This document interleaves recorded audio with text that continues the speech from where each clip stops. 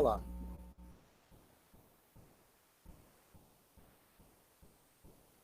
Boa tarde a todos. Estamos aqui hoje para mais um evento em sequência à série Teses em Debate.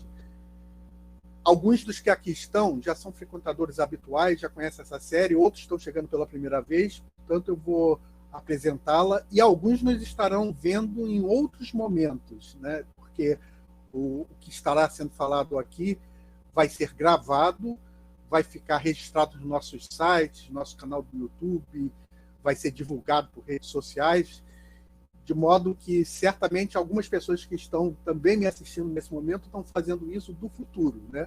De algum tempo depois. É uma das possibilidades aqui da sociedade digital, né? A gente fala não só para as próprias pessoas da nossa época, mas para pessoas de tempos depois.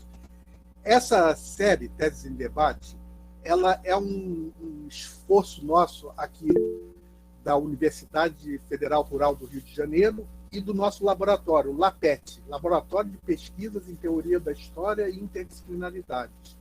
E é um evento também ligado à plataforma extensionista da UFRJ.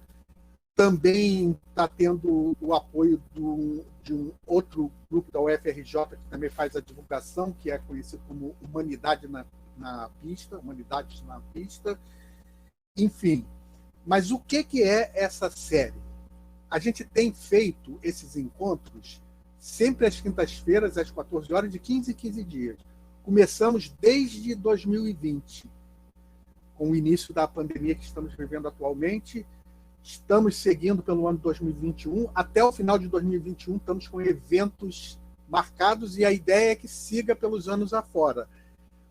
A ideia da série Tese de Debate é de exatamente romper esses muros e, vamos dizer assim, distanciamentos que às vezes existem entre a universidade e a sociedade que a acolhe.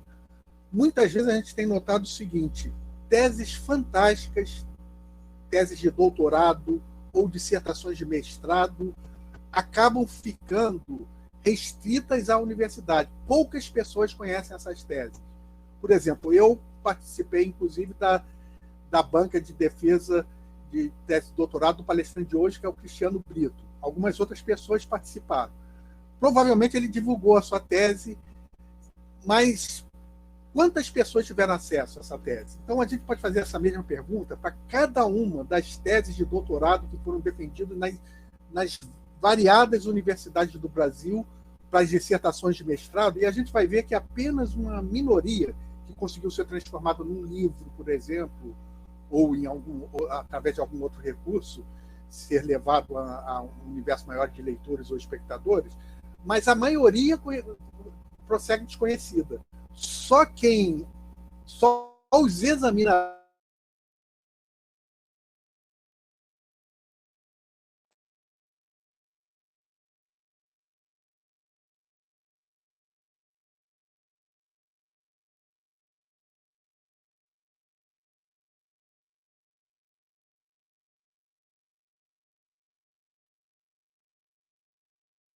é que entram em contato.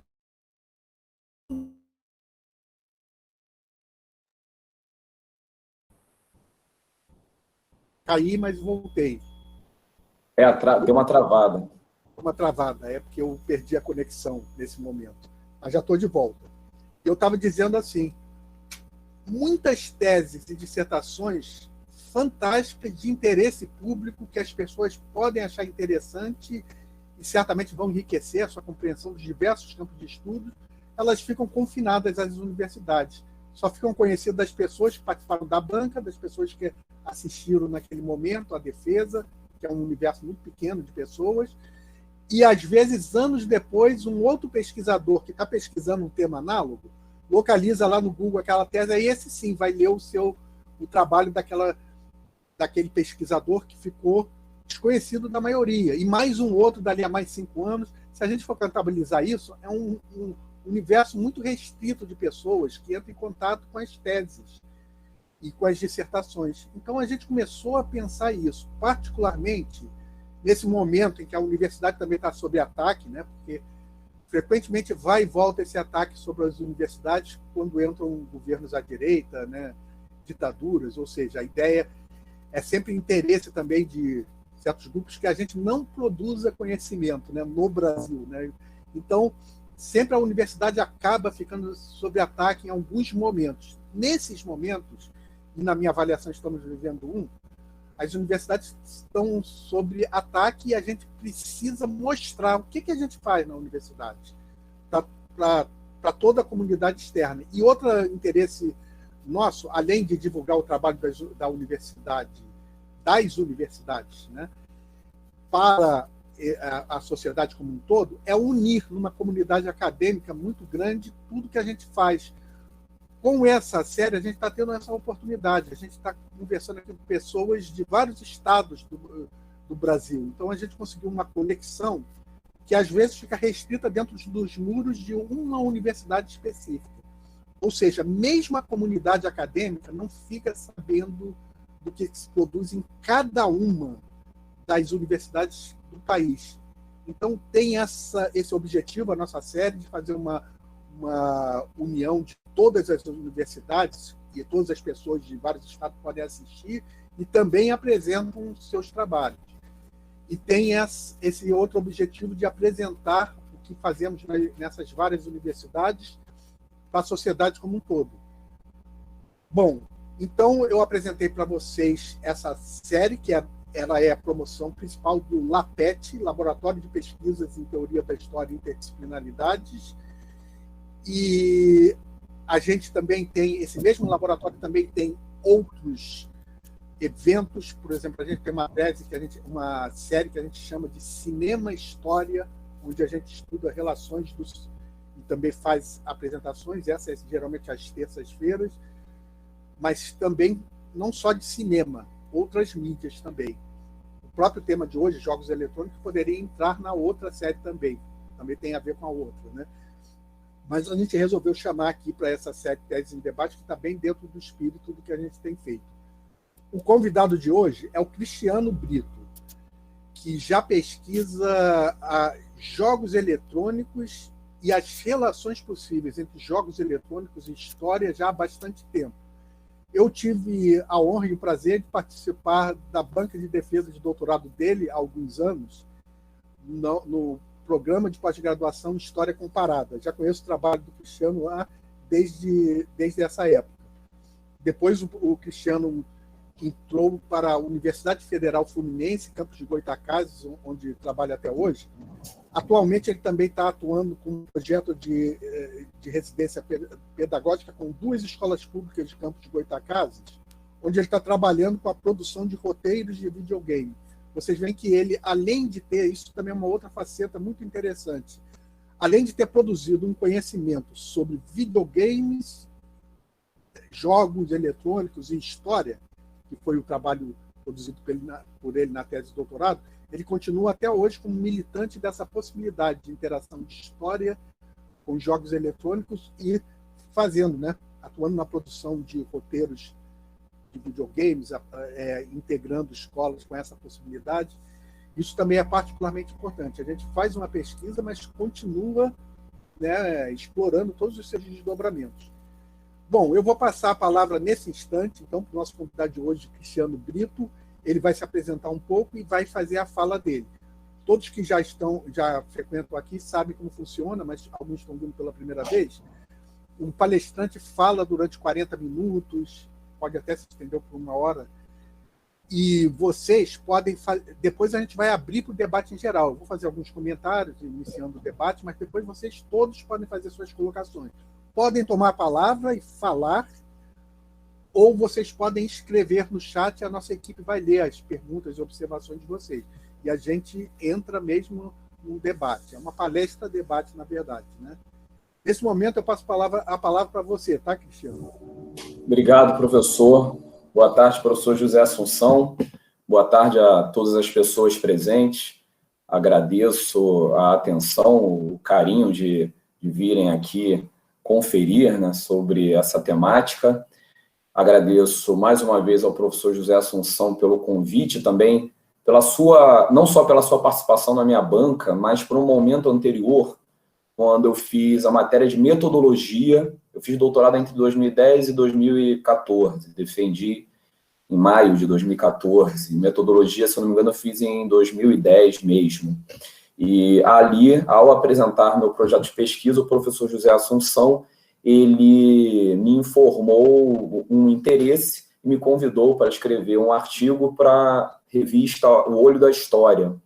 E no momento que eu, apesar de já ter feito mestrado, eu ainda possuía uma certa insegurança, dado que não havia muitos trabalhos sobre videogames e história, havia bastante resistência, e o professor, que é uma referência na área de teoria e metodologia, se interessar, me deu esperança, me deu segurança. Então, esse estímulo a temáticas que vem trazendo uma nova visão é muito importante. Então, fico feliz pela postura do professor José Assunção, reconhecendo aqui a contribuição dele para meu trabalho. Trabalho esse que começou lá em 2001. Eu comecei a dar aula na educação básica, né, no pré-vestibular para negros e carentes, da Educafro, do Frei Davi, lá em Nilópolis, no final da rua Mirandela, no Colégio Municipal Mário Campos. No caso, não era o vínculo municipal, era aos sábados e domingos. E, na época, eu estava no terceiro período da graduação de História na UFRJ, e, frequentemente, a nossa postura inicial, às vezes, eu vou ali, vou ajudar aquelas pessoas, vou levar o saber da universidade para aquelas pessoas. E, às vezes, isso é meio... Claro que isso é importante, né? Óbvio. A gente vê, a partir do ano passado e ainda atualmente nesse ano, a ausência que faz a presença do saber científico e do saber acadêmico. Chega a ser fatal quando mitos são elaborados e divulgados. Mas, na relação em sala de aula, eu acabei desenvolvendo a percepção desse saber que não está apenas centrado no professor. Então, eu tentando cumprir ali o programa, vamos fechar o programa. Se alguém aqui dá aula na educação básica sabe que esse é um grande desafio, conseguir cumprir o programa, e no final das contas a gente fica ali bem cartesiano. E às vezes um aluno puxa um assunto que levaria para uma reflexão e a gente tenta acelerar, mas surgiu com tanta, isso eu estou falando em 99 e 2000, e os alunos foram me ensinando, surgiu com tanta força. No momento, eu dava aula de 1.500 aos dias atuais, que era o programa pré-vestibular. No momento que chegava a Primeira Guerra, Segunda Guerra Mundial, a participação nas aulas se intensificava de uma forma significativa.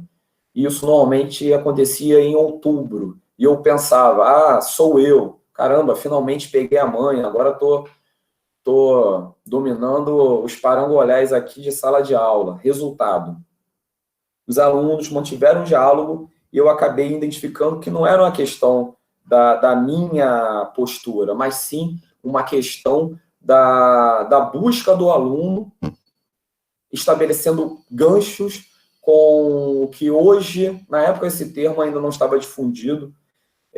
Hoje, aí nós temos aí a grande referência da professora Juniele Rabelo, hoje chamamos de História Pública. E, então, os divulgadores da história, eles estão presentes nos videogames. Isso, ano após ano, bota ali, 99, 2000, aí em 2001, já no iniciozinho, os alunos já estavam conversando mais ainda, começaram a levar videogames para mim, então é uma força que emana deles. Não fui eu que tive a brilhante ideia. Não, isso é uma força que emana do educando, que vem, professor, mas tem isso, mas tem isso, mas tem isso. E começaram a trazer jogos para mim, e explicar e me ensinar, e eu comecei a ficar estarrecido pela densidade. Eu dava aula no pré-técnico e no pré-vestibular. Então, às vezes, garotos, garotas de 13 anos de idade, 14 anos de idade, descreviam de forma quase que um diário de bordo, com detalhes, naquela data, um day by day, né? Teve esse evento, teve aquele outro evento, tantos soldados morreram, foi a batalha no palácio tal, e o bombardeio na região tal. Gente, como é que eles sabem tantos dados? Parecia um saber enciclopédico. Então eu comecei, vocês ficam em casa lendo enciclopédias? O que está vendo? Não, professor, a gente fica jogando videogames. Então daí sai a minha pesquisa. O meu primeiro trabalho apresentado, aí eu comecei a escrever sobre o assunto. No Laboratório de Estudos do Tempo Presente, na UFRJ, comecei a apresentar. O meu primeiro trabalho apresentado foi na AMPU de 2003, AMPU Nacional, na Paraíba, na Federal de João Pessoa. E eu participei do simpósio temático, eu me lembro bem, tinha a professora Samantha Quadrat, Denise Rolenberg, Francisco Palomanes, e estou citando eles porque aí eles que já eram acadêmicos consagrados, Francisco Ferraz, que é uma referência em Segunda Guerra Mundial, eu apresentei, ele assistiu meu trabalho sobre jogos e Segunda Guerra Mundial, então aquilo me deu um start, né? Aquilo acabou dando ali um pontapé inicial, de tal maneira que eu decidi escrever projeto sobre o mestrado. Mestrado esse que eu fiz na Universidade Federal Fluminense, sob a orientação da professora Samantha Quadrat. E deixa eu apresentar aqui, vou passar o link para vocês, mas vou apresentar também artigos, teses, que esse aqui costuma ser o melhor site para eu ter noção. É um site do governo, da Secretaria Estadual, né, aqui, Secretaria da Educação do Paraná. Aqui, ó, Medal of Honor e a construção da memória da Segunda Guerra Mundial.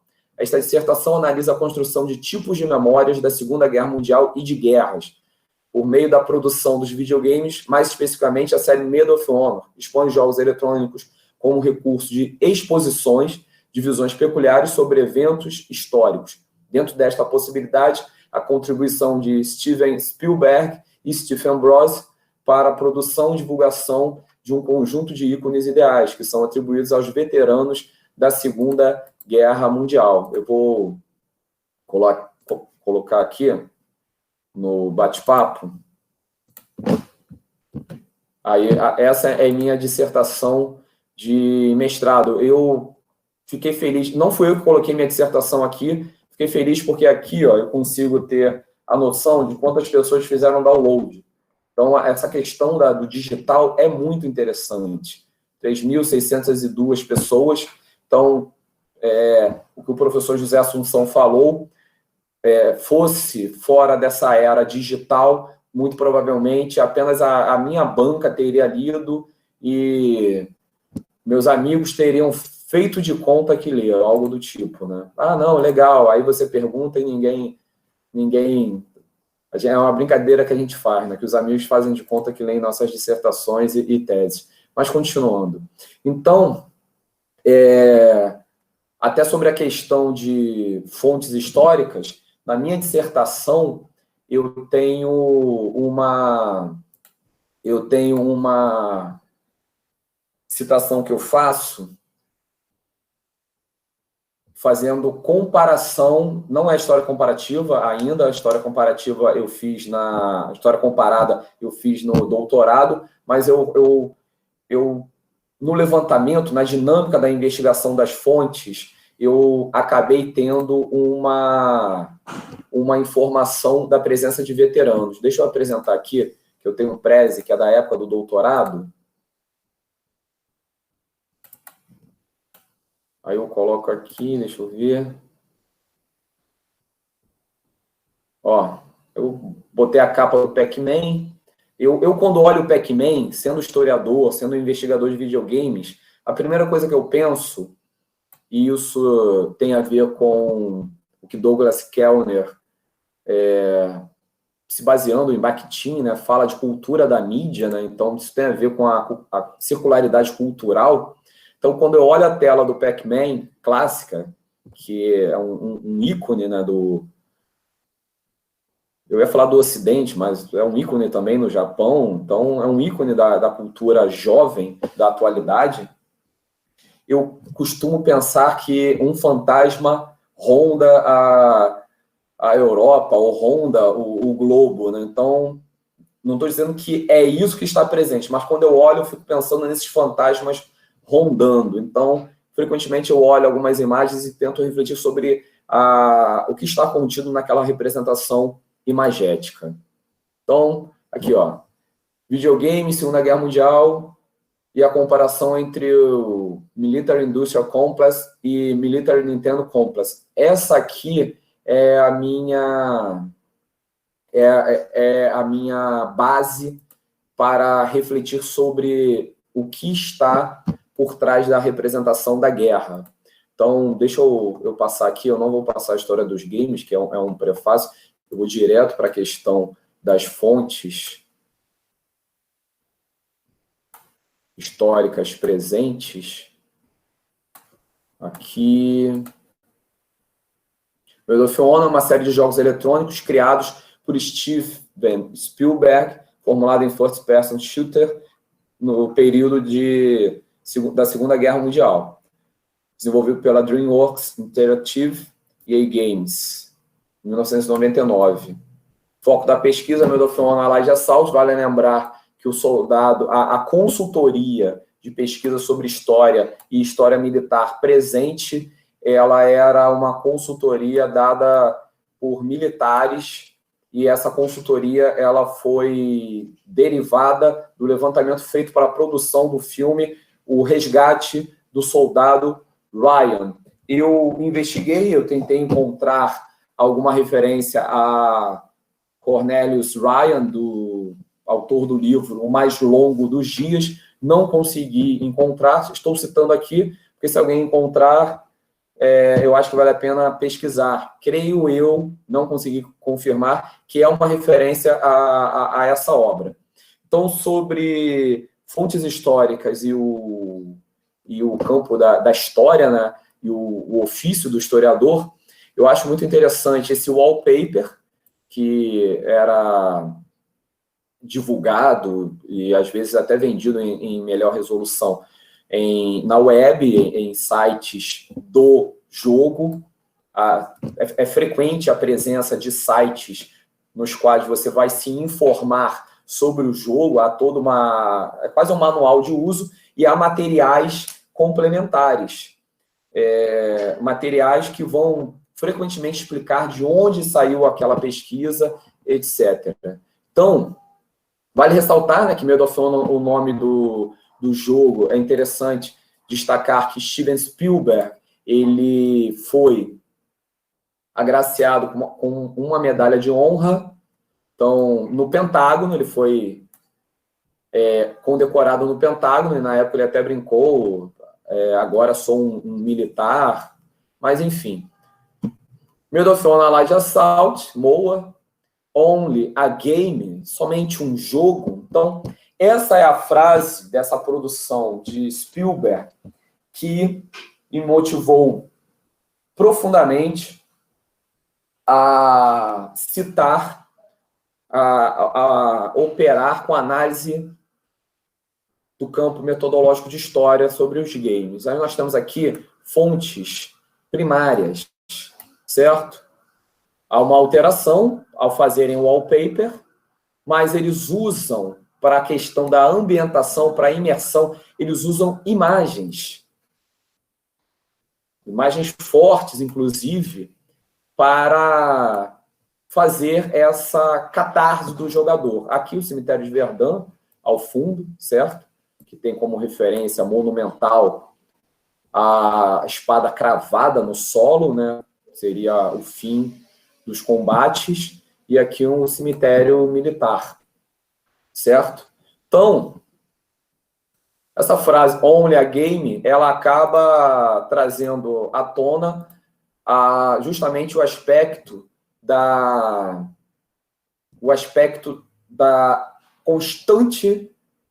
do constante uso de artefatos históricos, de objetos museais, de fontes primárias, que são frequentemente utilizadas por historiadores, na produção de um objeto de arte.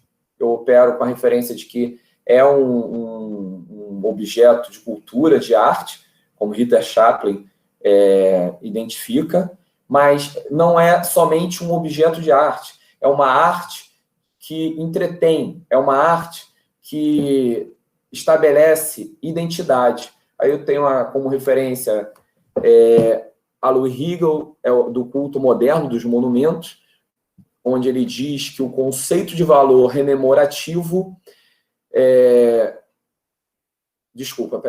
Ele cita o conceito de valor rememorativo. O caráter e significado de monumentos não correspondem a esta obra em virtude de seu destino original, senão quem somos nós, sujeitos modernos, quem atribuímos esses sentidos. Então, o sentido dado a um monumento, e é isso que eu defendo na minha dissertação, que eu dou continuidade depois na minha tese, o sentido é um sentido de monumentalização dos veteranos.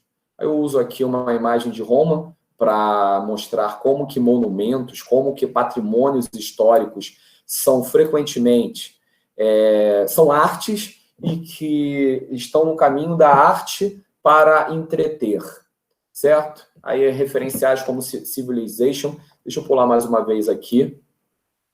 Uma imagem que me chamou muita atenção. Eu tive uma problematização já naquela época, né? Em 2007, 2008, defendi o mestrado em 2009, eu tive uma problematização que era a seguinte: peraí, então estão fazendo jogos de videogames de tal forma que estão dando uma grandeza ao veterano, estão fazendo propaganda do veterano. Aí eu gosto sempre de lembrar do título do filme que originou o jogo, O Resgate do Soldado Ryan. Então, as guerras anteriores, esse jogo produzido na década de 90, então entre 70 e 80, os militares americanos, eles são conhecidos como baby killers, matadores de crianças. Então tem o massacre de My Lai, que vira uma grande referência para a denúncia contra a guerra. Aí eu recomendo aí as manifestações retratadas atualmente no filme fantástico, a meu ver, Os 7 de Chicago. Então, aquele é o ambiente cultural da época. E olha aqui, The American, A History, é um livro didático de uma high school, certo? 1994, portanto, é um livro que está ali antecedendo a produção, é um livro que vai, com certeza, eu não... Desculpa a palavra com certeza. É um livro que provavelmente, eu não fiz essa pesquisa, não tive recursos para isso, mas valeria muito a pena pesquisar isso, entender da circularidade do saber de livro didático que opera, que está presente. Nós temos aqui no Brasil, por exemplo, pesquisas que mostram que livros de 1870, usados no Colégio Pedro II, eles, com visões históricas do século XIX, eles vão até 1940, no Pedro II. Então, imagina alguém com 10 anos de idade em 1940, certo? Então, a gente coloca mais 40 anos, então o sujeito com 50 anos, quando chega ao poder.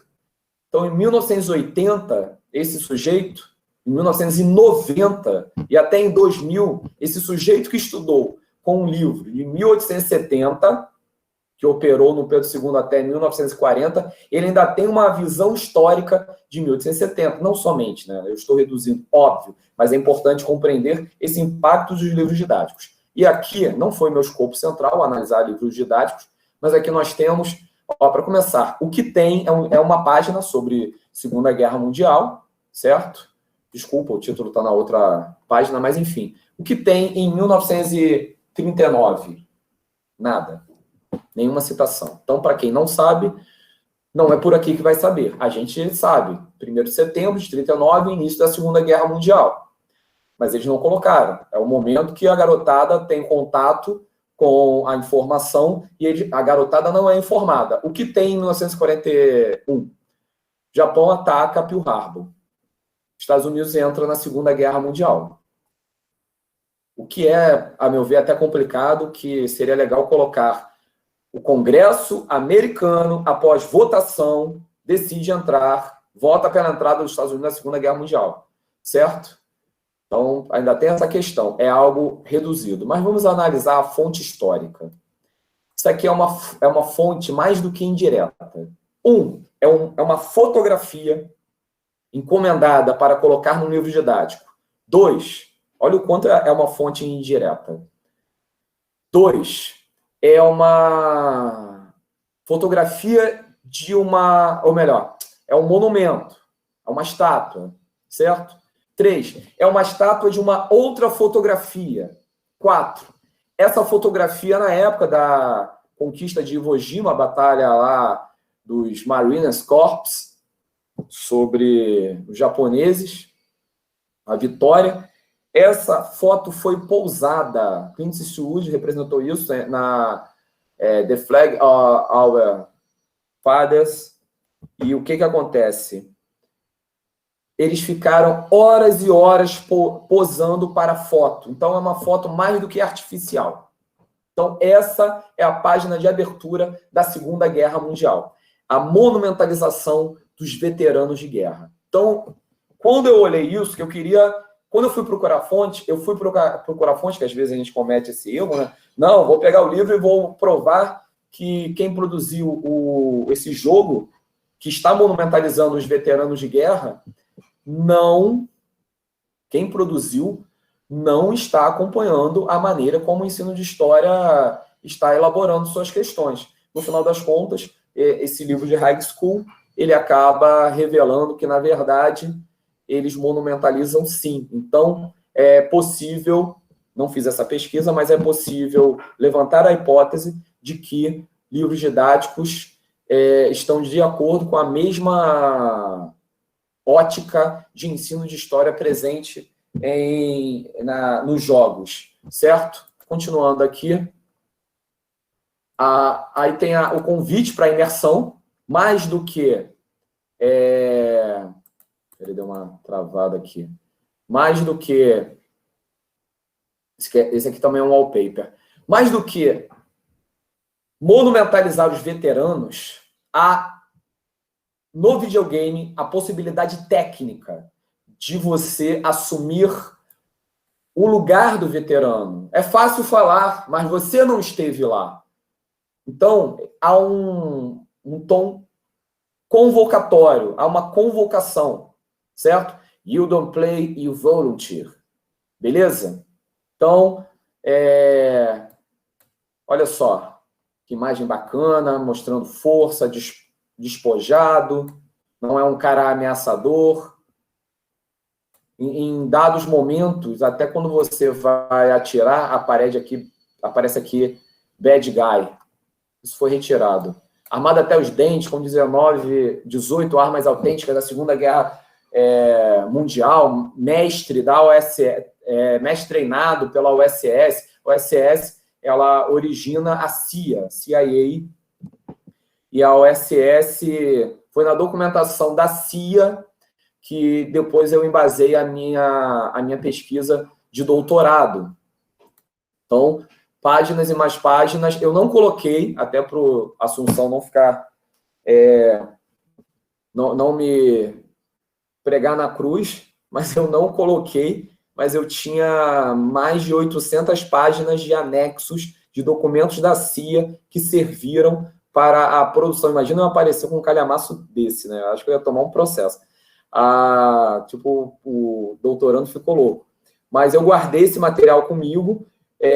Então, as fases de jogos de Medal of Honor e Call of Duty frequentemente são embasadas em materiais de relatórios da CIA, que foram abertos pela NSA, Agência de Segurança Nacional.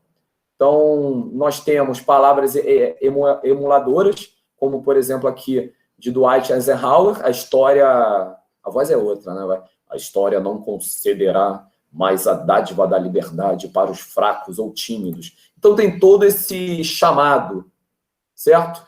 Essa página aqui é uma página do site Medal of Honor do jogo. Havia lá o sítio para você ficar ouvindo. Tem a minutagem aqui? Não, mas havia, em média, uns 5, de 3 a 6 minutos. Um dos filmes do Hall de Heróis, que havia um Hall de Heróis com veteranos da Segunda Guerra Mundial. Então você ia lá assistir, não bastava jogar. É o que Henry Jenkins chama de cultura da convergência. Então há uma musealização dos veteranos, como Andreas Hilsen dizem, seduzidos pela memória. Aí tem aqui, ó, 16 de julho de 1944. Frequentemente as vozes são assim, com esse tom austero. É quase um Cid Moreira lendo pra gente, né? Então, os veteranos, eles são valorizados. Essa página aqui, que é uma página muito parecida, essa é a página do jogo. E existem veteranos repetidos, tá? Essa outra página aqui é uma ficha de veterano presente na biblioteca do Congresso dos Estados Unidos. Aqui o projeto da história dos veteranos. Vivenciando a guerra. Donald Carton.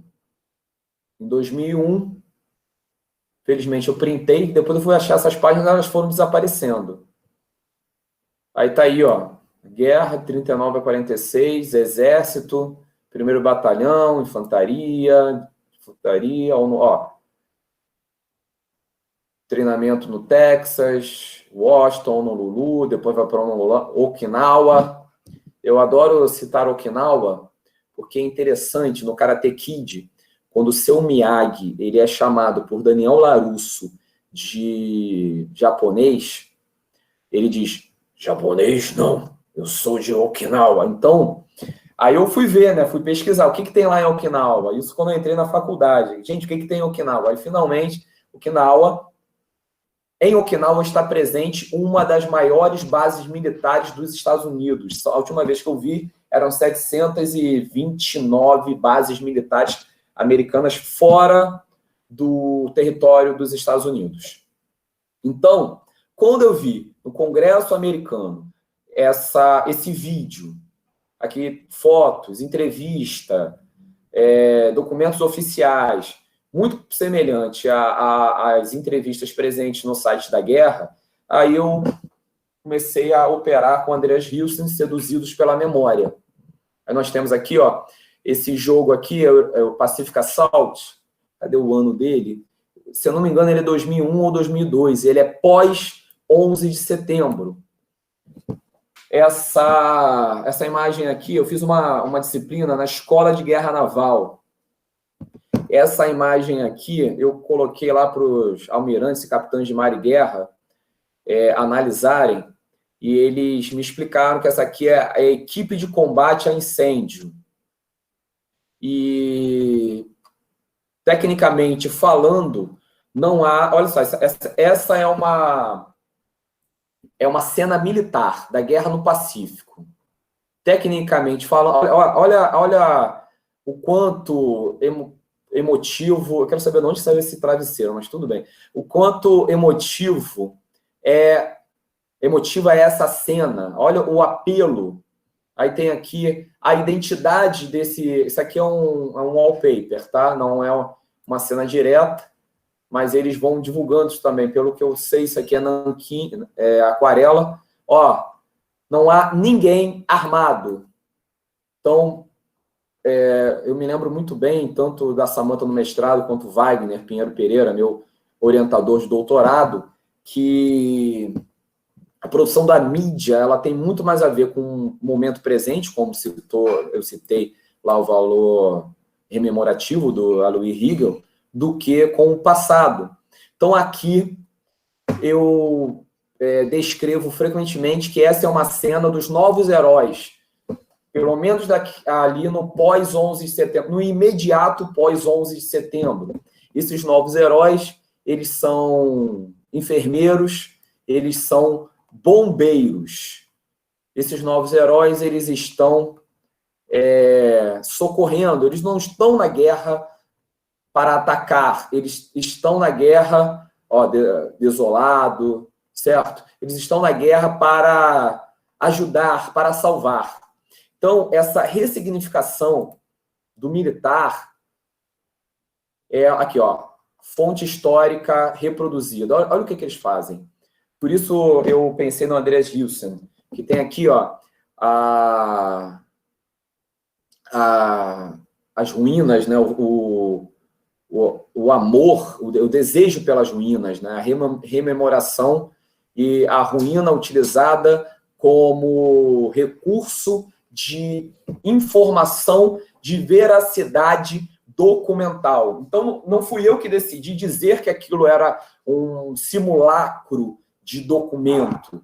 Eles decidiram, eles quem? As produções em diversos games, frequentemente, as fichas são representadas com, não somente nesses no Medal of Honor e Call of Duty, mas as fichas são representadas com a fonte de escrita das máquinas da época, com traças tendo ruído, com mofo. Existem fichas, existem salas que você entra, que você clica na gaveta, você abre aquele arquivo verde da época lá, de 1940. Frequentemente é possível ver arquivos assim em filmes da Segunda Guerra Mundial, quando aparecem escritórios. Então, eles vão formulando a utilização e o uso de fontes.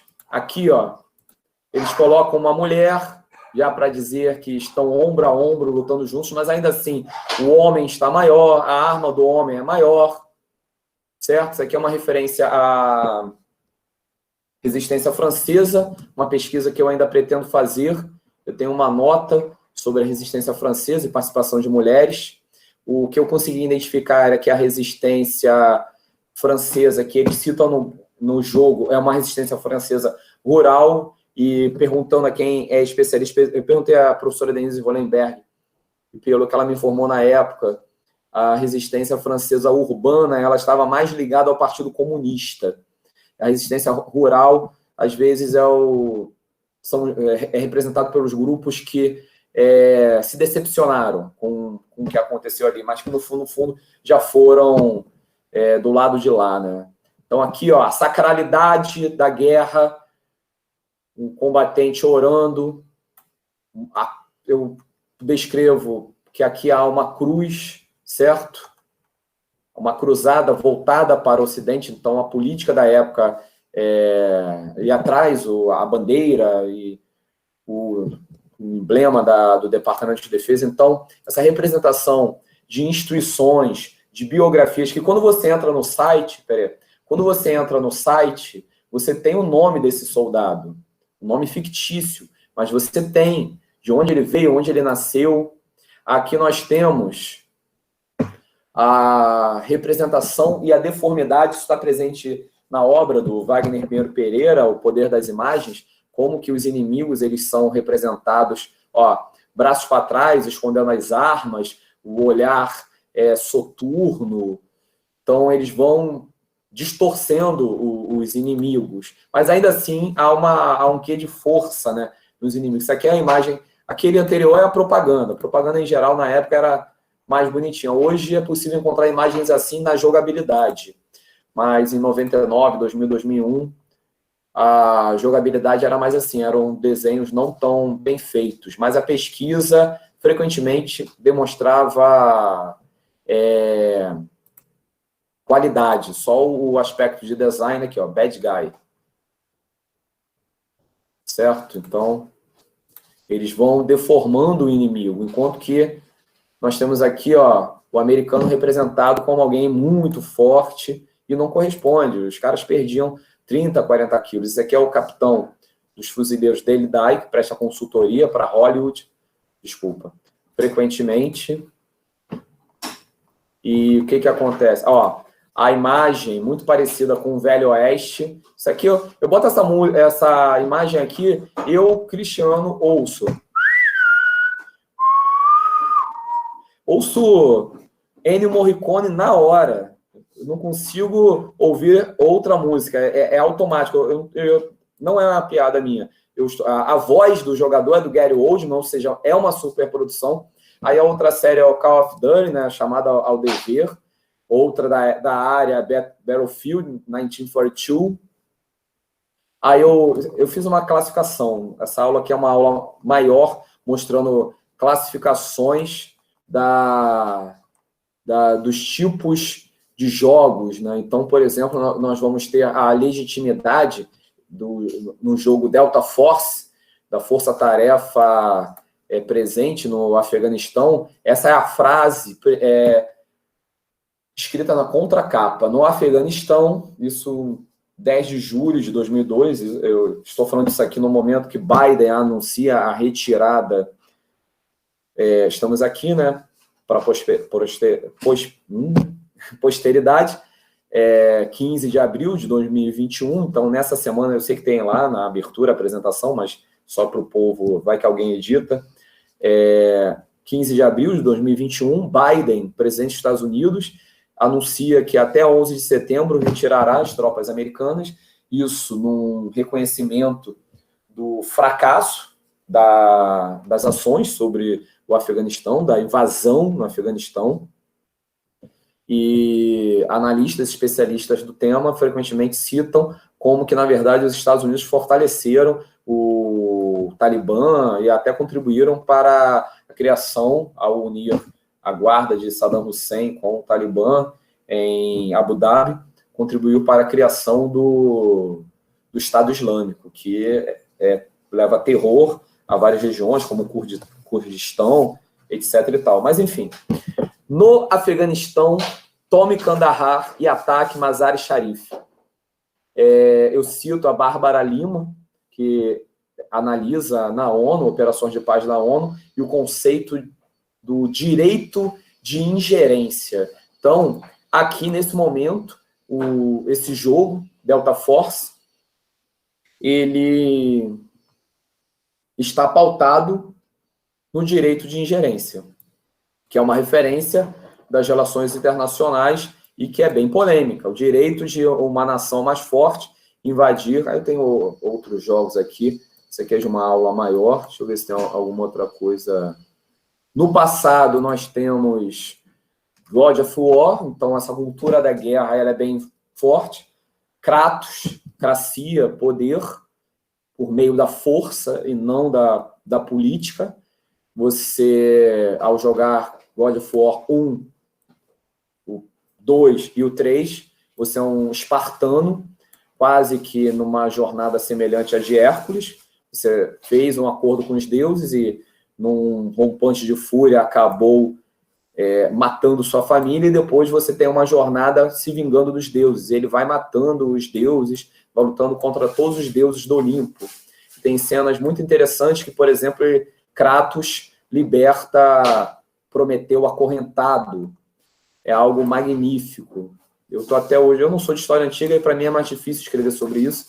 Não quero invadir outras áreas, mas eu vivo convidando alguém de história antiga para escrever comigo sobre isso. Um dia, se você de história antiga que tiver interesse, me procura. Beleza? Cristiano Brito Monteiro, dou aula na UF, historiadorvideogames@gmail.com, que eu quero escrever sobre jogos da antiguidade, mas como não sou da área, Shadow of Rome também. Então, a cultura da guerra, aqui, coisa truculenta, escultor de bife. Mas, enfim, tirando essas truculências, o que nós temos? A frequente utilização, mesmo naquele ali, escultor de bifes, nós temos a frequente utilização de fontes históricas que são transformadas em arte, que são transformadas em entretenimento. A outra referência que eu vou passar para vocês aqui é a minha tese de doutorado. Aqui, Medal of Honor, Call of Duty, uma comparação entre missões de videogames e eventos históricos. Botei aqui 23 de abril, Viva São Jorge. Orientador, professor, doutor Wagner Pinheiro Pereira. Vou colocar o link aqui para vocês. Eu vou tentar dar uma resumida para não me alongar tanto, mas eu nessa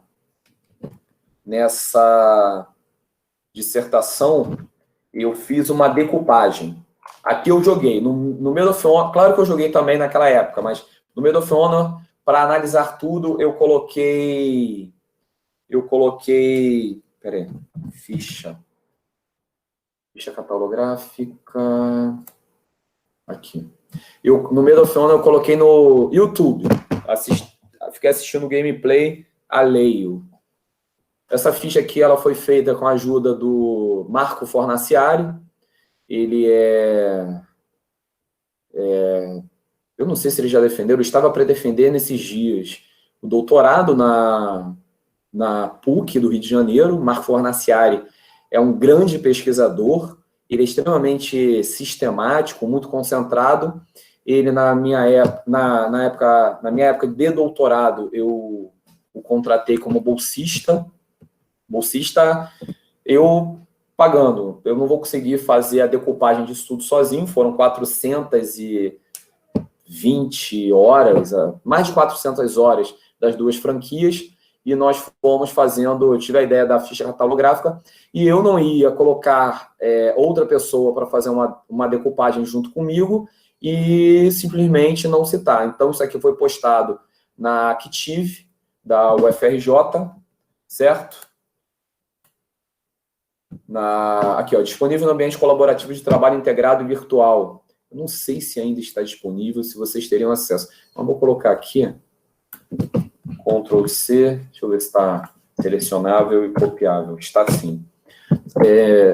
Me deem um feedback. Eu não sei que a UFRJ tem problema de servidores, né? Então, às vezes, pode ser que tenha saído. E eu ia rabiscando, ele foi jogando para mim nessas fichas. Essa divisão aqui acima é criação minha, e ele foi aqui organizando para mim, num secretariado. Agradeço muito ao Marco Fornaciari. Aí eu tirei essa ficha de wikis da Wikipédia, mas eu fui além. Até aqui, ó, título, gênero, ano de lançamento, distribuidora, desenvolvedora, plataformas, é o tradicional. E eu cheguei à conclusão de que para compreender games, nós precisamos colocar a decupagem também em biografias, instituições, ambientes, eventos, palavras-chave. Então, biografias.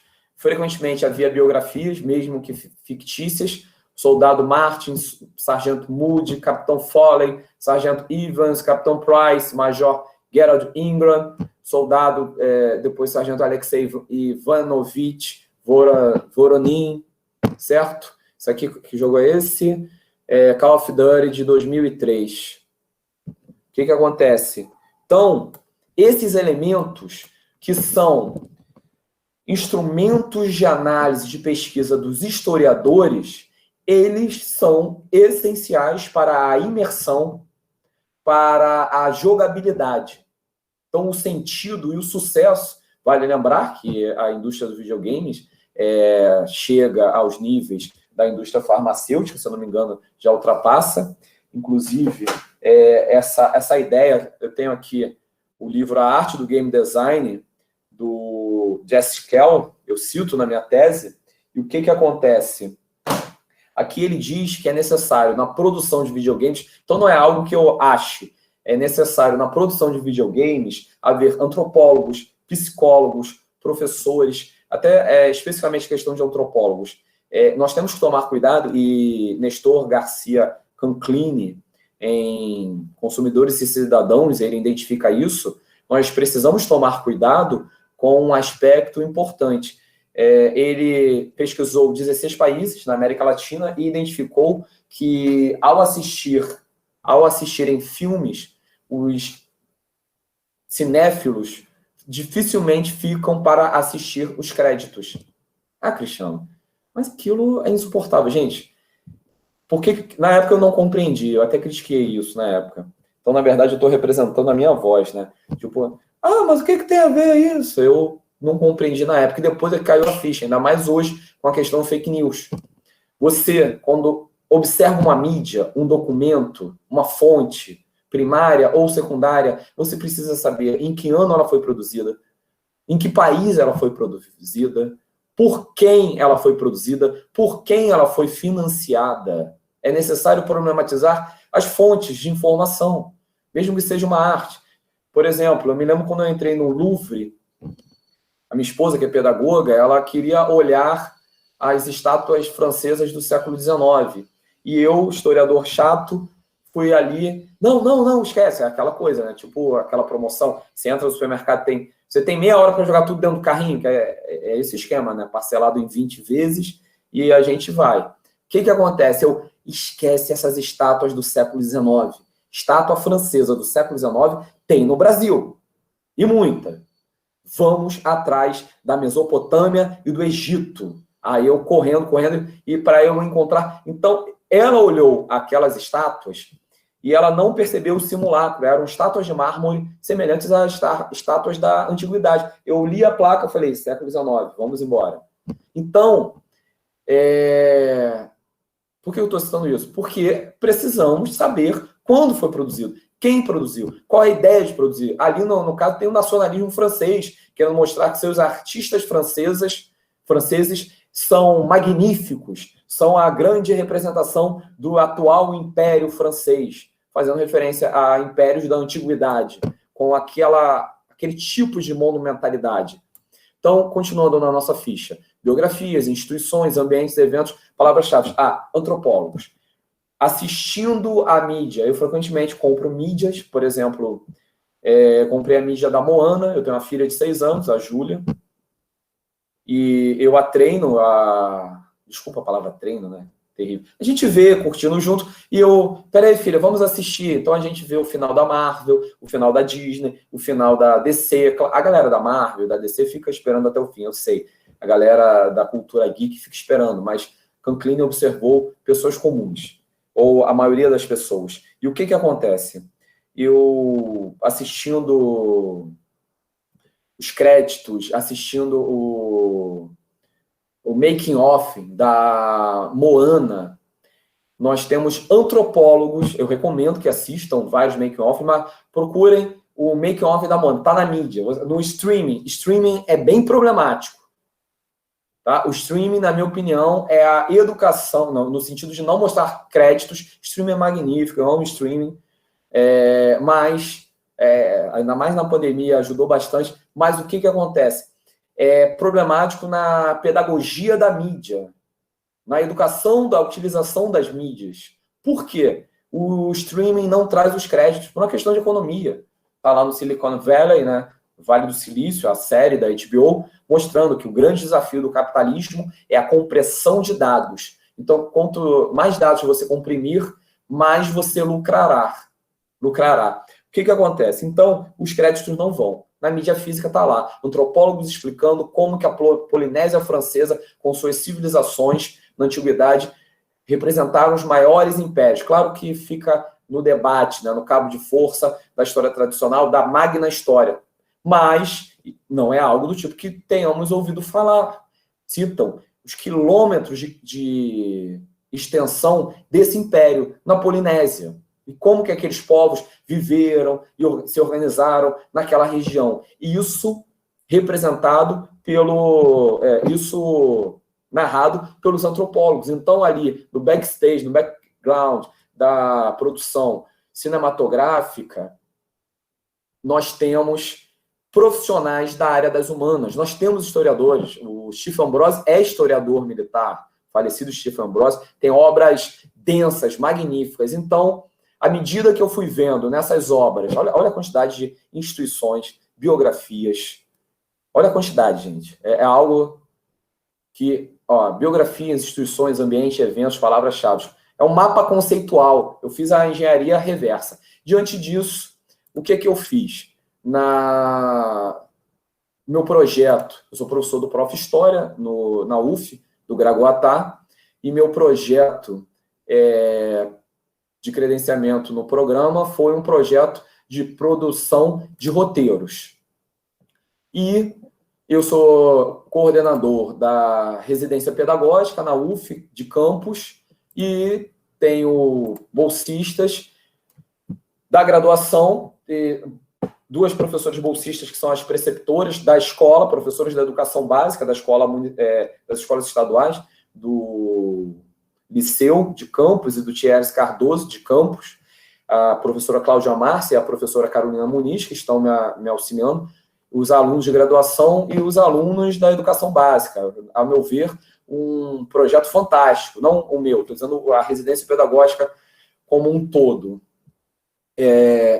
E eu retirei do meu doutorado essa ficha de produção de roteiros. Coloquei na mão dos graduandos, que, por sua vez, apresentaram para os alunos. Eu gosto muito daquele saber da sala de aula, que a gente está dando aula ali na educação básica. Eu dei aula na educação básica em quase 20 escolas. Rodei vários bairros do Rio de Janeiro. E da Zona Norte, Zona Oeste, da Zona Sul, também fora do Rio de Janeiro, capital, Baixada Fluminense, Nilópolis, Mesquita, já dei aula em Petrópolis, enfim, continuando. Então, às vezes a gente explica, e aí vai ter um aluno nota 10 que vai entender, mas a gente não está dando aula apenas para o aluno nota 10. Então, um belo dia, sei lá para os idos de 2002, alguém me perguntou, eu dei aula na educação básica de 99 a 2015. O último colégio foi o Colégio Pedro II, o Maitá. Um belo dia, alguém me perguntou assim, professor, eu não entendi, você pode me explicar de novo? Aí eu expliquei de novo. Aí, professor, eu continuo não entendendo, você pode me explicar de novo? Aí eu falei, eu não estou explicando da melhor forma possível. Faz o seguinte, você explica para ele. Aí era uma aluna que só tirava 10 em todas as matérias, brilhante. Explica para ele, por favor. Eu vou ali beber uma água. Eu fui lá, bebi uma água, voltei. Eu não fiquei com raiva, não, eu estava tranquilão. Tem gente que fica com raiva disso. Aí, quando eu voltei, ela estava terminando de explicar. Agora eu entendi. Então, isso acontece, gente. A adaptação da linguagem é algo muito importante. Então, tirando daí dessa minha vivência de sala de aula, eu projetei isso para a residência pedagógica. Botar os alunos da graduação, que têm idade mais próxima dos alunos da educação básica, para explicarem. E eles produziram aqui, ó, nós temos essa ficha desenvolvedora, eu botei residência pedagógica, História UF, participação especial não tem nada aqui, e desculpa, compartilhar esta guia. Ficha de produção de roteiros de games, desenvolvedora, residência pedagógica, História UF, campus, Liceu Thierry Cardoso, participação especial não tem distribuidora, eu botei EDUF, não há nenhum contrato, eu botei aqui só para ver se dá sorte, vai que São Jorge pega isso e projeta lá no meu futuro. Gênero, aí, no caso aqui eu botei em vermelho, porque pode ser point and click, first person, terceira pessoa, etc e tal. Plataforma, PC, aí para a pessoa pensar, qual é o meu objetivo? Historiadores e colegas da área das humanidades.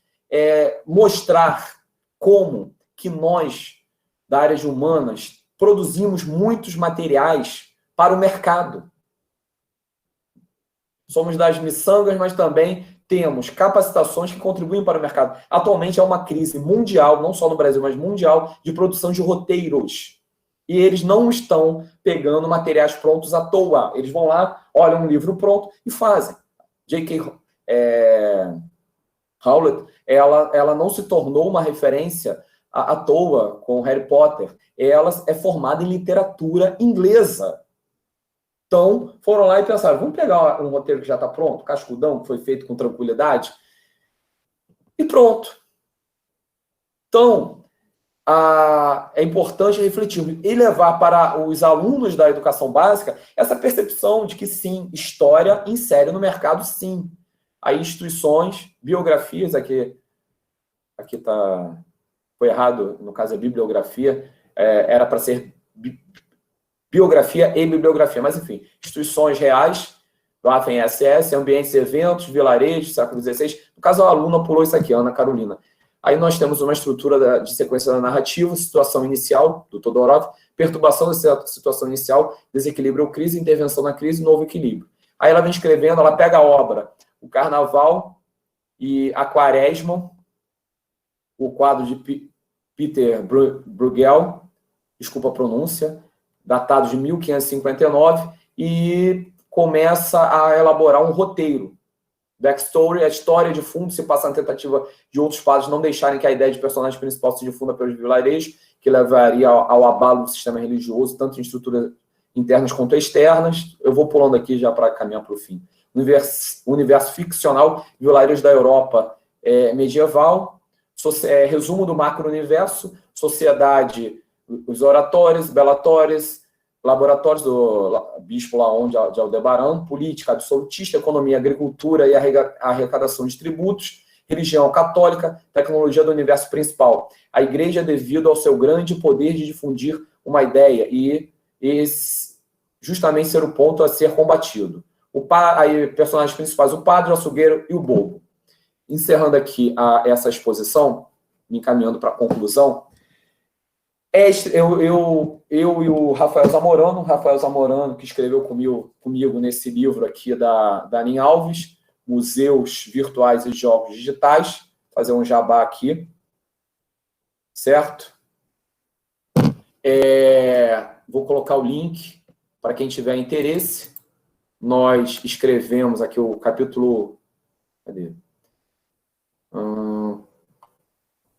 O primeiro tem o sumário da professora Anin Alves, que é a meca dos videogames e ensino de história, e é uma pessoa fantástica, de uma paz, de uma luz. Procurem a Anin Alves, espetacular. Games e História, Monumentos Digitais, Cristiano Brito Monteiro e Rafael Zamorano Bezerra. Quem é Rafael Zamorano Bezerra? Ele é pesquisador do IBRAM, ele é doutor em História Social na UFRJ e ele é especialista em objetos museais.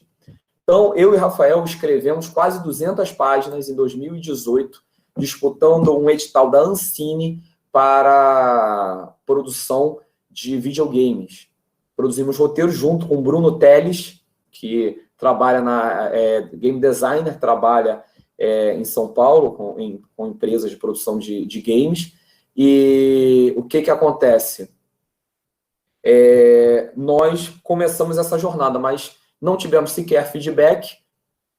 Havia milhões ali para, se não me engano, 8 projetos tentarem produção de games. E a ideia era justamente informar isso à sociedade, que historiadores, museólogos, antropólogos, as humanidades, eles estão voltados para essa área. Nós temos condições. Então, na hora da descrição, da narrativa dos objetos, deixa eu só voltar aqui um pouquinho. Deixa eu pegar aqui algum objeto, meio termo. Temos aqui, ó, acessórios, os acessórios do padre, as vestimentas do padre, batina, do açougueiro, calça e blusa de manga, do bobo da corte, fantasia característica. É necessário pesquisa para não haver erro, certo? Então, esse é o bloco que está na rua hoje. Infelizmente, a Ancine ela está sendo esvaziada. Infelizmente, nós não temos mais esses editais, mas vamos continuar na universidade com esses projetos e, quem sabe, daqui a um tempo, novos editais apareçam e consigamos cada vez mais ampliar essa área de saber e produção acadêmico, que, lembrando aqui o professor José Assunção, que aliada ao digital acaba dando uma divulgação fantástica, como o professor identificou, se eu não me engano foi aqui o aluno Julimar Melo.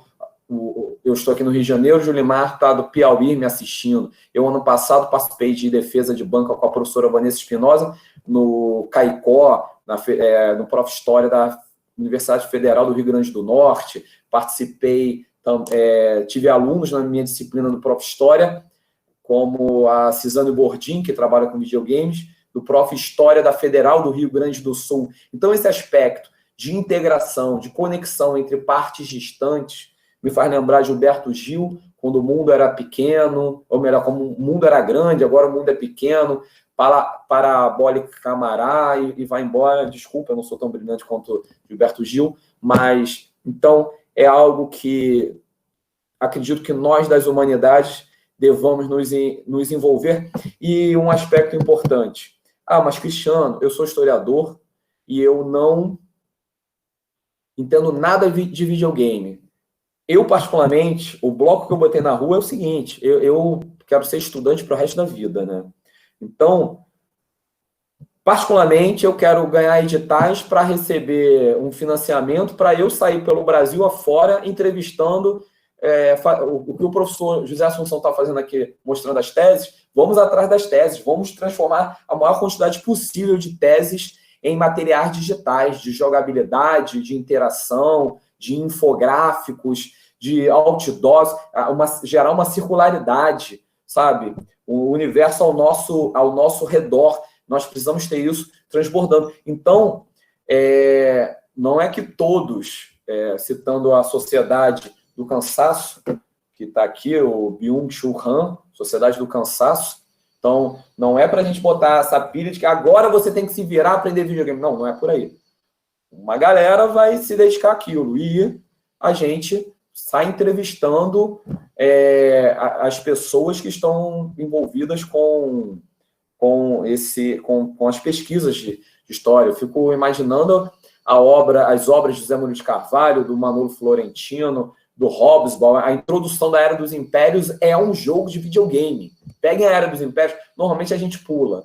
Pega a introdução, ele vem contando uma história de amor que parece a história do Titanic. Hobsbawm fala do pai e da mãe dele lá na virada do século XIX para o século XX.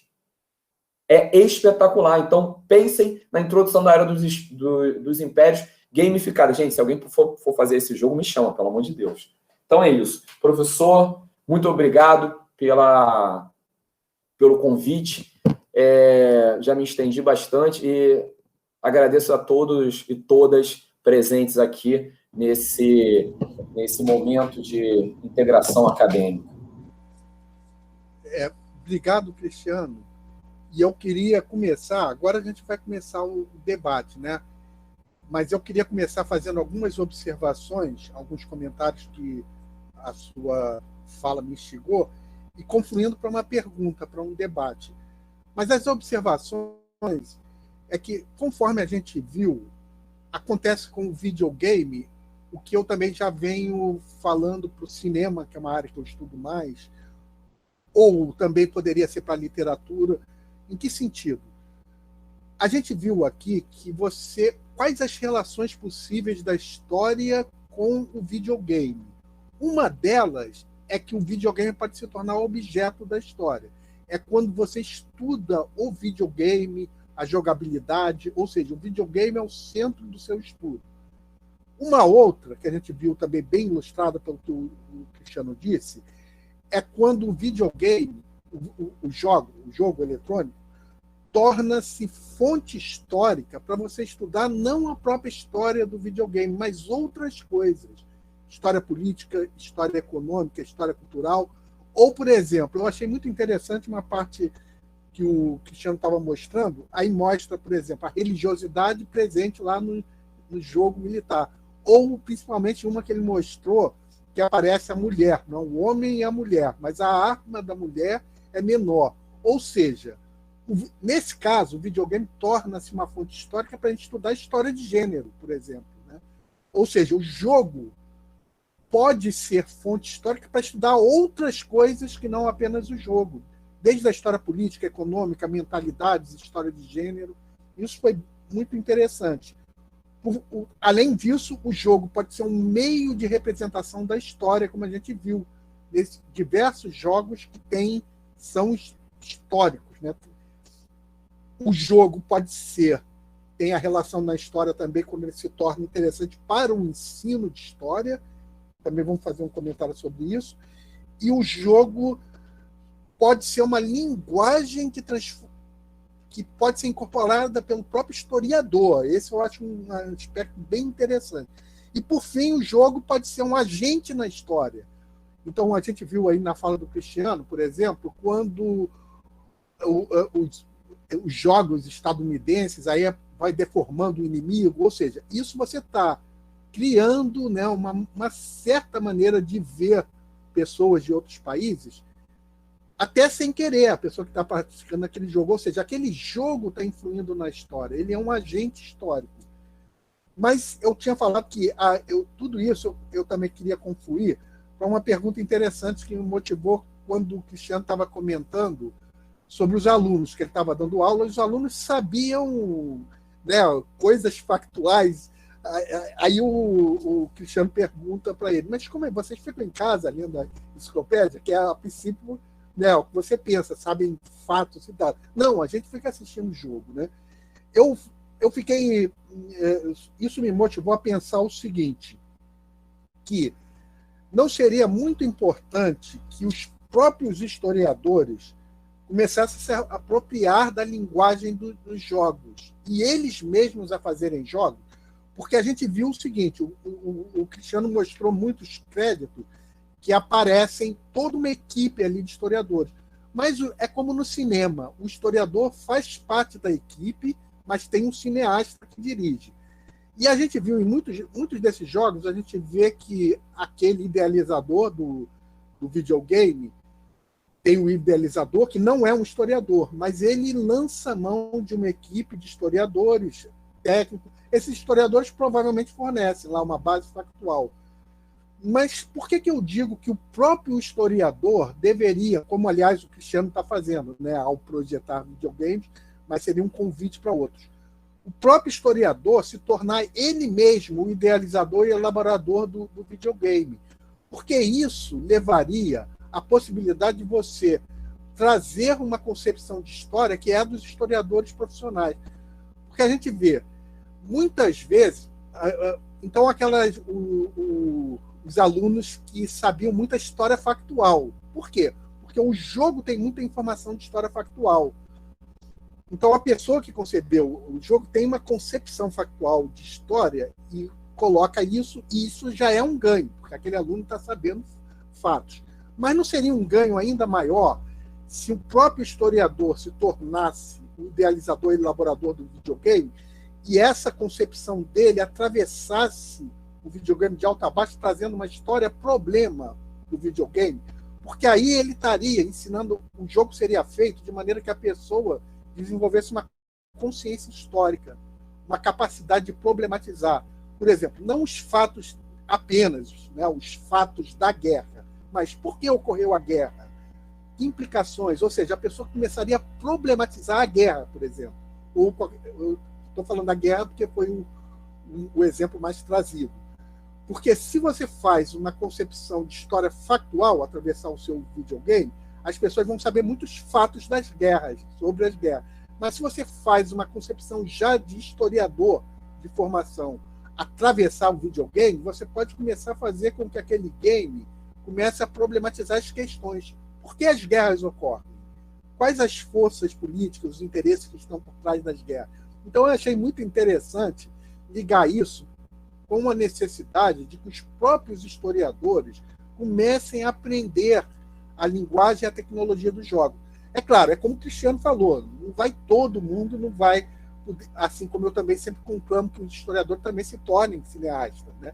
Mas, claro, nem todo mundo vai poder se tornar cineasta, porque envolve um investimento de tempo isso. Todo mundo também não vai poder se tornar operador de videogame, mas alguns historiadores se tornarem mesmo programadores de jogos, porque aí eles, sendo historiadores de formação, eles já vão ter essa concepção historiográfica atual da história-problema, que é a concepção a partir do século XX. Mas é como o Cristiano falou, lá a revista de 1870 estava sendo lida pelo estudante de Pedro II de 1940, e esse estudante de Pedro II de 1940 é um adulto de 1990 que ainda está trazendo uma concepção factual de história de 1870. Então, você vê como que é complexo. Ou seja, a gente precisaria também fazer os jogos que estimulassem a consciência histórica.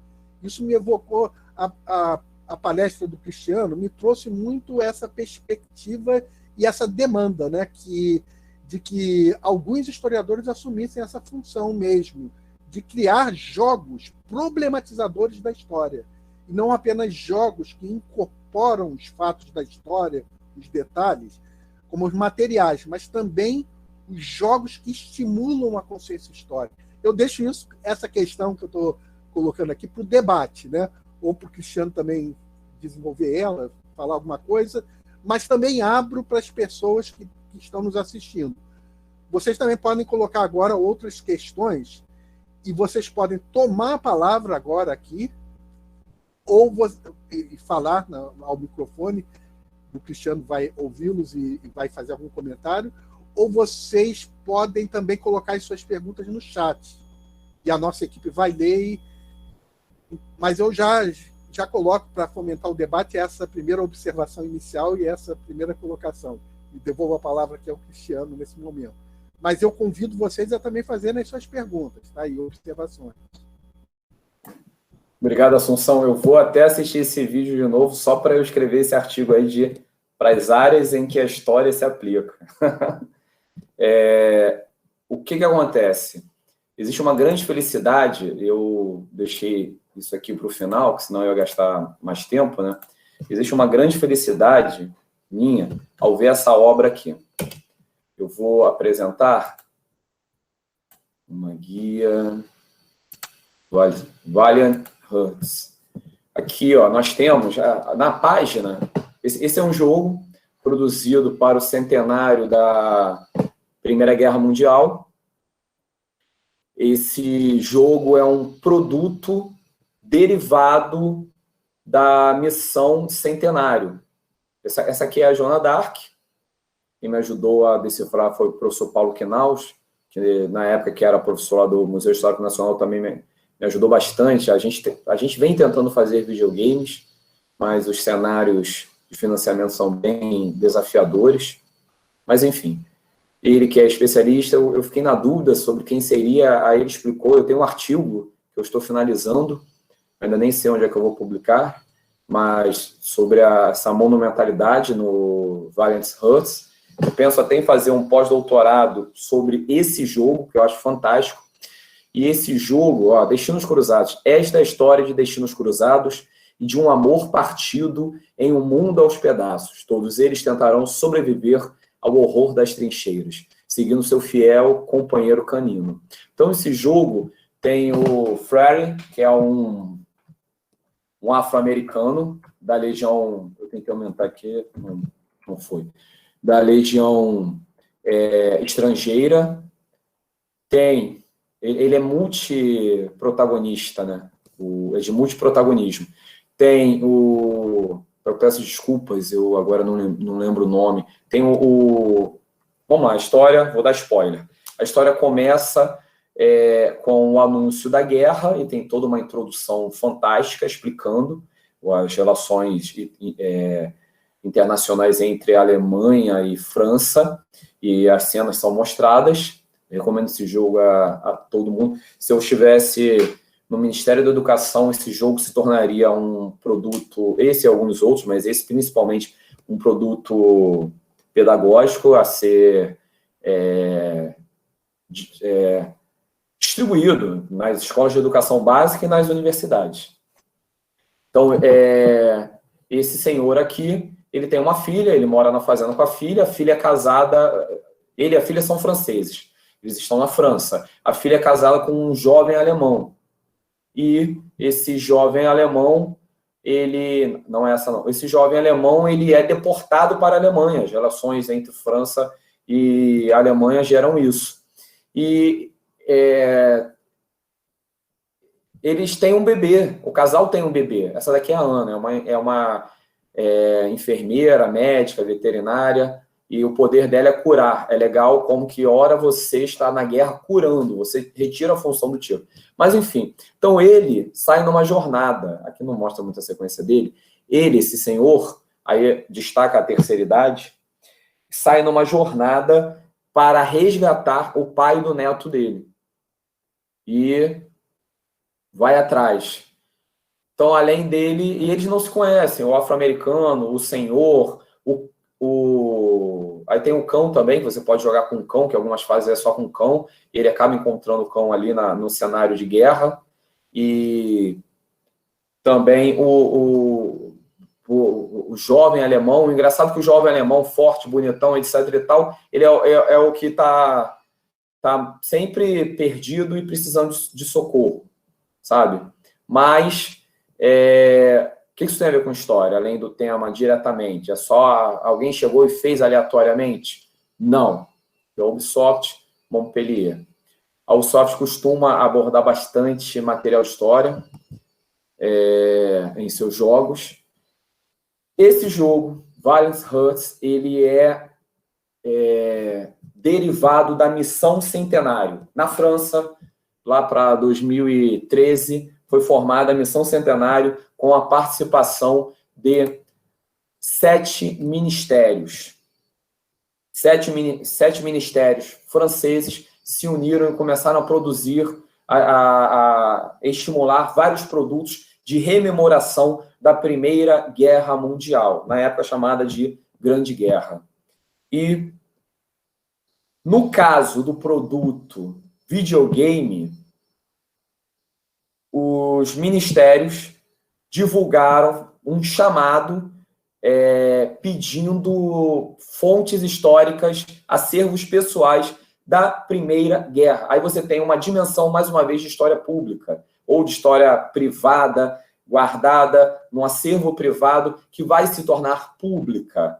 Mas há um chamamento ao público. Venham conosco rever essa história. E a liderança desse projeto é de um general, eu ainda não decorei o nome, me desculpa, mas a liderança desse projeto é de um general, que eu ainda estou construindo o texto, né? Então daqui a pouco eu decoro o nome dele, que ele lidera um projeto para se limpar, para se conseguir perdão para os executados, por exemplo, os fuzilados, por exemplo. Parece que eu vou falar alguma coisa, né? Por exemplo, não. Dar exemplo. Então, havia, na época da Primeira Guerra Mundial, o fuzilamento de pessoas que não obedeciam à ordem de se jogar na frente da metralhadora. Stanley Kubrick representou muito bem isso no seu filme. Deu branco agora, Assunção, daqui a pouco você me diz ou escreve para mim. Glória Feita de Sangue, é isso?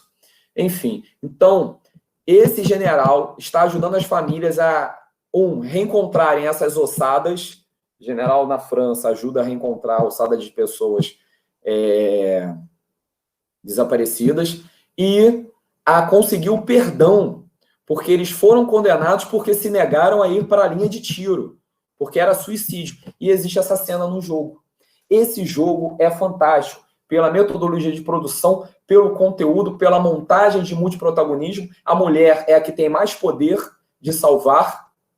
E se a gente for olhar, estamos no meio de uma crise, isso é uma verdade. Vai ver a quantidade de mulheres que estão na linha de frente. Então não é nada fantasioso, muito pelo contrário, está representando, na linha de frente de combate à pandemia, está representando a realidade. Eu particularmente fiz, claro que a minha vivência não conta, tem que ver as estatísticas, mas eu fiz disciplinas na faculdade de ensino na educação, né, da UFRJ, é tudo misturado. E tinha as meninas lá da enfermagem, muito dedicadas, etc. E tal. Claro que tem homem também que vai para esse lado, mas enfim, há uma predominância, até onde eu sei, uma predominância de mulheres. E nós temos a Ana representada como uma das mais importantes personagens jogáveis desse Valiant Hearts, certo? E é algo emocionante. Tem o Homem Negro, porque nos jogos de primeira pessoa, quando você está jogando, invadindo o Afeganistão e você é um soldado negro, finalmente o first person, que só aparece a mão, né?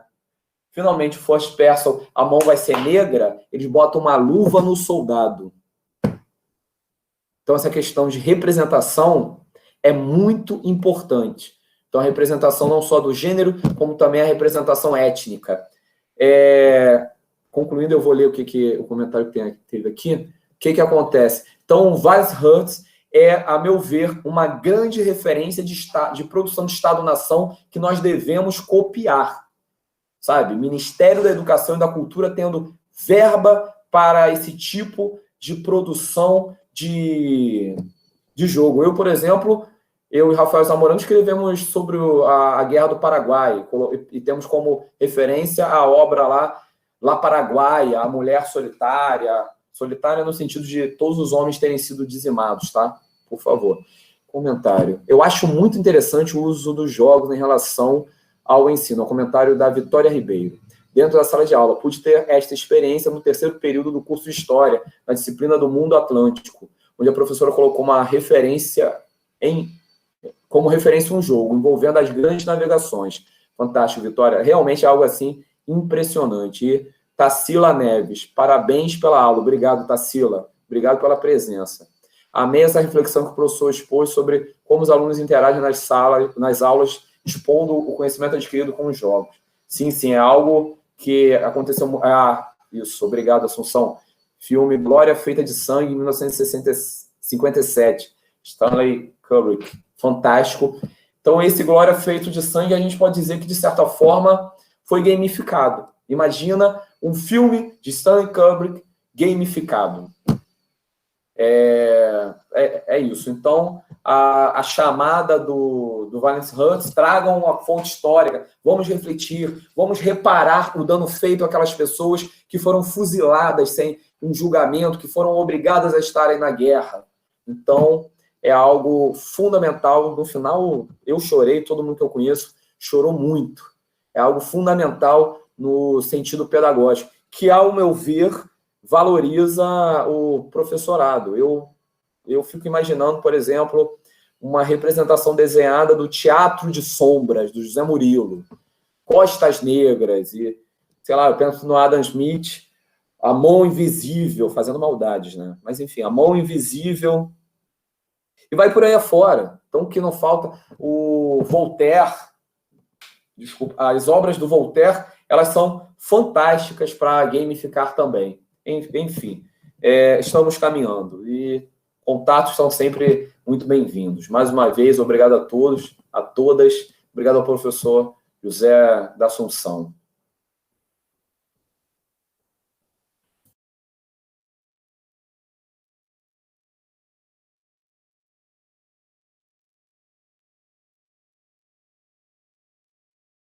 Durante um instante, mas voltei agora. Mas, Cristiano, o que eu ia observar? É muito interessante isso. A gente vê aí no exemplo que o Cristiano trouxe que é perfeitamente possível você ir problematizando, né, relações. Então, por exemplo, ele foi citando um jogo que vai levando a pessoa que está jogando assim, a problematizar a alteridade, por exemplo, né? Se conscientizar o que é o totalitarismo ou os danos que a guerra pode fazer. Ou seja, tudo isso eu acho bem interessante de que a gente perceba que o jogo ele pode também passar, ele pode ser útil também por trazer toda uma dimensão de elementos factuais que são interessantes, né, de serem conhecidos pelas pessoas, mas ele também pode trazer os elementos de historicidade já problematizadora. Isso é muito interessante, né? O Cristiano leu algumas das perguntas que estavam no chat. Eu não sei se mais alguém teria alguma pergunta para falar agora, nesse momento. Pode tomar a palavra ou pode escrever.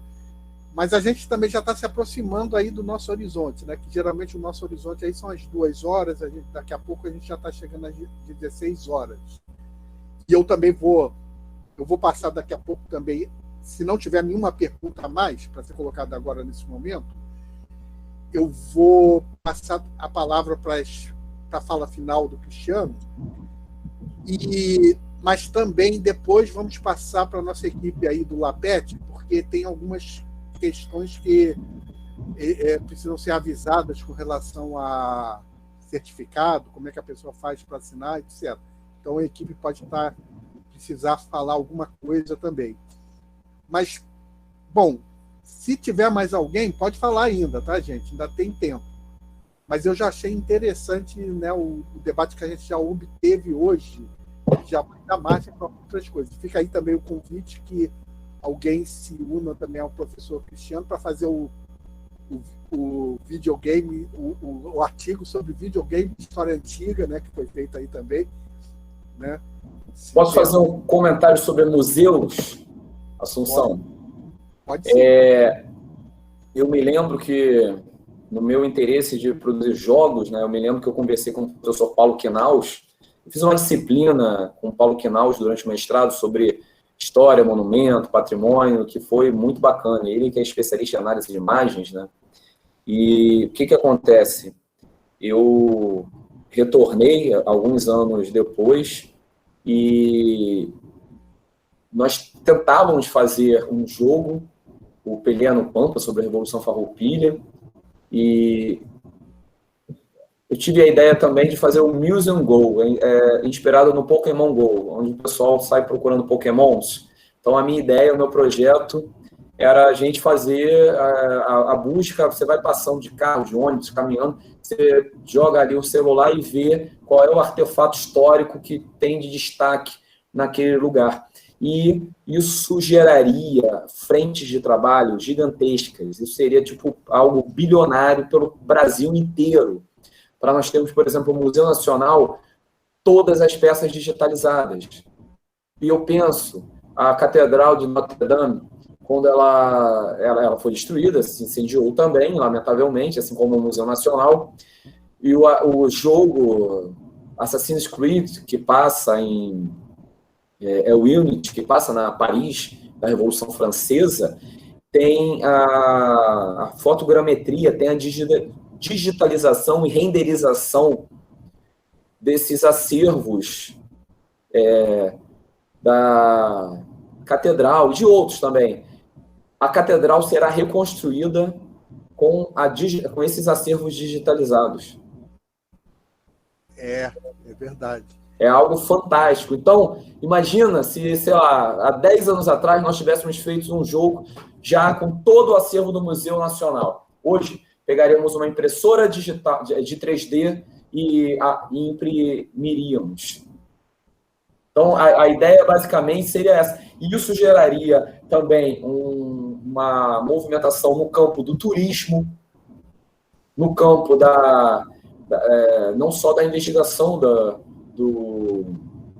da história, da geografia, da área museológica, mas a economia do turismo, a economia estabelecida nesses locais teria esse valor, sabe? Eu, por exemplo, quando vejo narradores de Javé, né, e tem a questão das populações atingidas por barragens, eu reflito bastante sobre um jogo no qual nós vamos fazer... Gente, olha só, quem for pegar a ideia, me chama, por favor. Nós vamos fazer um jogo numa região de hidrelétrica, de usina, etc. e tal, e você mergulha e vai operar como arqueólogo. Você vai mergulhando na água onde foi inundado e você vai fazendo uma arqueologia daquelas populações atingidas por barragens e contando uma história. É interessante isso, porque aí o jogo vai colocando você no lugar de um historiador, de um arqueólogo, de um historiador. Sim. Que vai produzindo conhecimento. Isso eu acho muito interessante. E também a outra coisa que você falou, imagina esses jogos que estão transformando em visibilidade digital fontes históricas. A gente teria salvo aí inúmeras fontes que foram no incêndio do museu, né, se a gente tivesse o jogo, né? O jogo com essas fontes. Sim. Essas fontes desapareceram, mas a gente ainda as teria, inclusive na sua dimensão tridimensional. E um dia até poderiam ser recuperadas, quando tiver daqui a 10, 15 anos, 20, sei lá, porque a gente... seja, em algum momento a gente vai ter aí o scanner de tridimensões. Né? Sim. Não, já existe fotogrametria. Nós podemos fazer um projeto no qual nós chamamos todo mundo que olhou os acervos, que fotografou. O que foi fotografado é possível digitalizar e renderizar. Renderizar é dar profundidade, perspectiva, 3D. E reconstruir. Sabe? Então, nessa dimensão, o videogame, com aspectos museológicos e históricos, ele também ele exerce uma função de arquivo, porque ele faz a guarda, a preservação e a divulgação. Olha que fantástico. Exatamente. Então, existem dimensões teórico-metodológicas nos jogos.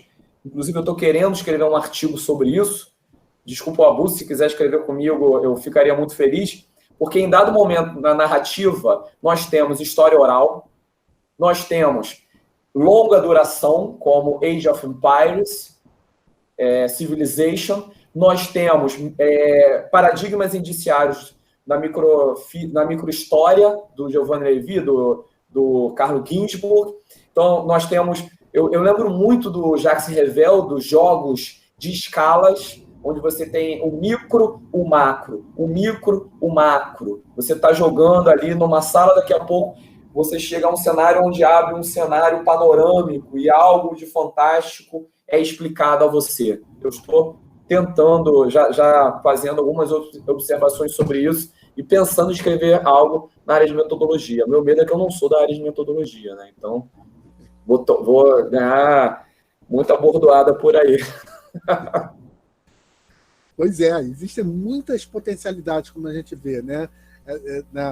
Nessa possibilidade das relações que se inauguram, que já foram inauguradas, né, na verdade, sim, né? Sim. Entre a história e o jogo, né? E a possibilidade de tudo, porque o jogo também traz a tecnologia, né, que permite também outras coisas que a gente acabou de discutir, né, como até a preservação de um patrimônio, né? Bom, nesse momento, eu acho que a gente chegou aqui ao tempo aqui da atividade, a não ser que tenha mais alguém dos assistentes que queira fazer mais algum comentário, eu passaria a palavra primeiro para a nossa equipe do LAPET para dar alguma informação, porque está ali a lista. Tá? Quem quer o certificado, assina aquela lista de presença. E eu lembro mais uma vez a vocês que daqui a 15 dias tem outra Teses em Debate, sempre nas quintas-feiras. Quem quiser também receber a programação, entre em contato ali com a equipe do LAPET, ali com o e-mail, que vocês vão receber e vão poder assistir outras palestras como essa aqui. Ou seja, eu também lembro a todos aqui presentes que o nosso laboratório é o Laboratório de Pesquisas em Teoria da História e Interdisciplinaridades, e quem quiser participar do nosso laboratório oficialmente, basta enviar para o meu e-mail, que eu também vou deixar aqui, e o Cristiano também pode deixar, se ele quiser, o e-mail dele, para as pessoas entrarem em contato com ele. Eu estou deixando porque quem quiser participar do laboratório LAPET, basta me enviar o nome completo, o CPF e o link do currículo Lattes, e eu inscrevo vocês no nosso laboratório. E vocês mesmos podem também participar um dia fazendo as palestras também, porque a gente também tem outras séries. Por exemplo, a gente está abrindo agora, Cristiano, tem essa em debate, mas a gente já começou a Monografias em Debate, que é o pessoal que acabou a graduação, fez uma boa monografia e vai lá e pode apresentar nessa série. A gente já tem apresentações. Pode ser gente de fora também? Pode ser gente de fora. Se você estiver orientando, manda a indicação para nós que a gente vai fazer a programação para ele apresentar a sua monografia. E as pessoas assistindo. Todo mundo pode ter o direito de assistir as... Bacana. A gente está abrindo aí, né, camisa aí. Tudo isso surgiu aí porque a demanda da própria pandemia acabou nos colocando... Nos movendo para isso. Mas eu acho que vai ficar, né? Vai ser pandemia, mas fica pelo menos esse benefício de a gente ter inaugurado essas... Eu não digo nem só eu, várias pessoas, né, no Brasil inteiro começaram a fazer essas atividades, sim. Né, de lives, né? E eu acho que isso vai ficar, né, para depois. Eu espero que fique. Eu também. Eu acho que nós vamos ficar, porque a gente já lançou aí uma série que a ideia é que vai seguir pelos anos afora. Bacana. Mas nesse momento eu passo a palavra para você, Cristiano, para as suas palavras finais. E também se a equipe do LAPET quiser falar alguma coisa, alertando as pessoas sobre alguma coisa, também pode. Ou deixar um recado ali no chat. Então, a última palavra é sua, Cristiano. Obrigado mais uma vez a todas as pessoas presentes. Obrigado, professor José da Assunção. O seu apoio naquele artigo ali pedido me deu bastante confiança e agradeço esse apoio que eu recebi não só de você, mas de outras pessoas. e é algo definitivamente que é terapêutico, né? Trabalhar na nossa área é muito positivo nessa reflexão, apesar de uma série de desafios, de ataques.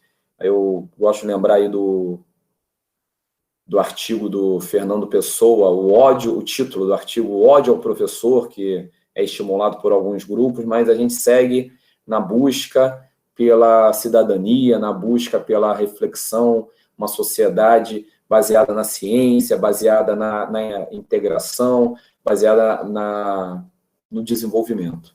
Mais uma vez, muito obrigado e se cuidem, usem máscara, se puder, não saia de casa. Abraço. Obrigado, professor. Então, nesse momento, a gente vai encerrar aqui a nossa atividade, estão todos convidados a interagir conosco. Comigo, com o Cristiano, deixamos nossos e-mails aí, e também com a série Teses em Debate, que vai seguir mais adiante.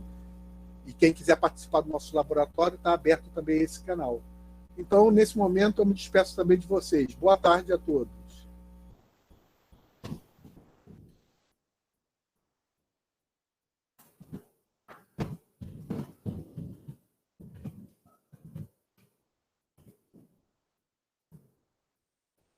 Valeu, Assunção.